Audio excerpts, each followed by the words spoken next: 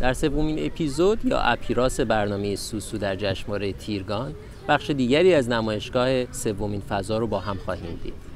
این بخش در مورد خط و کاربرد خوشنویسی است.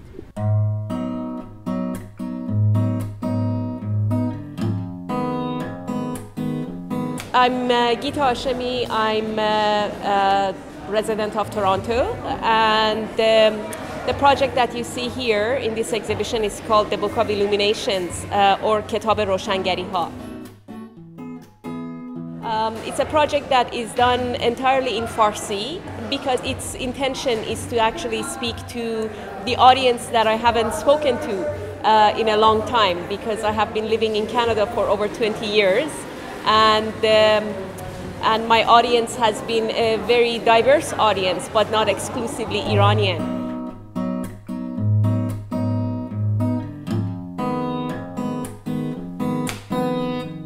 I am looking at the language, which is the intricacies of the language, what is inherent in the language itself, and the cultural weight, the cultural meanings that the language carries, which is not translatable to any other language. So a lot of my work has been done in English, or it has been done in English and Farsi, but this work could only be done in Farsi because of the specificities of the language, which cannot be transmitted in any other way. The work is also intends to broaden the way that we think about calligraphy. We think about the practice of writing itself, both calligraphy as a specific art form, but also the very practice of writing as not something that is intended to be read necessarily, but as something that can have a visual presence. And so the project is drawing on writing and drawing on calligraphy both. So my intention was to broaden the area, the space of calligraphy as an art practice which has traditionally been used for decorative practices or for writing sacred or poetic work.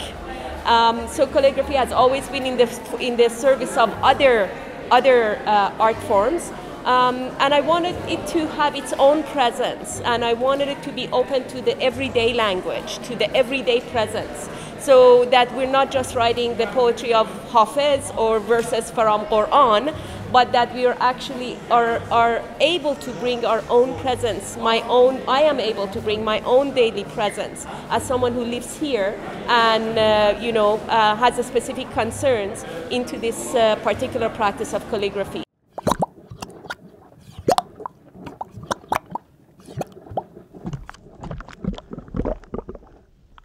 در ایران پیش از اسلام که خط پارسی میانه یا پهلوی و خط اوستایی به کار برده میشد و پس از اسلام که خط کنونی با پذیرفتگی یا پذیراندگی به کار برده شده، خوشنویسی در زمینه‌های ویژه‌ای کاربرد داشته. I also wanted to open it to the language of every day. So, for example, in the piece called The Green Debate, saying "Avazi Khodeti." It's a call and response. It's a conversation, almost a debate, kind of like in a schoolyard when a kid says to the other, "Oh, you're stupid," and the other one says, "No, you are." This is kind of like that, okay?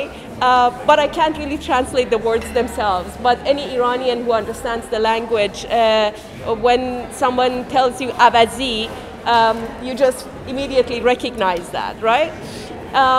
So I'm playing with the words. I'm playing with the cultural meaning that's inherent in the words. Or the piece called Ambiguous Commands, that is playing with the visuality of the language itself, so that I'm playing with the placement of the dots, with impossible placement of the dots, because in Farsi writing, the dot can only be over or the under, but it cannot be both.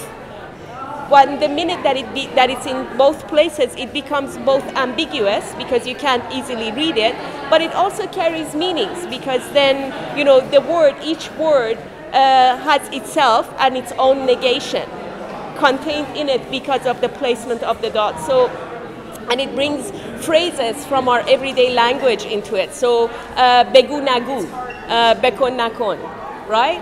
These are words that combinations that we use and have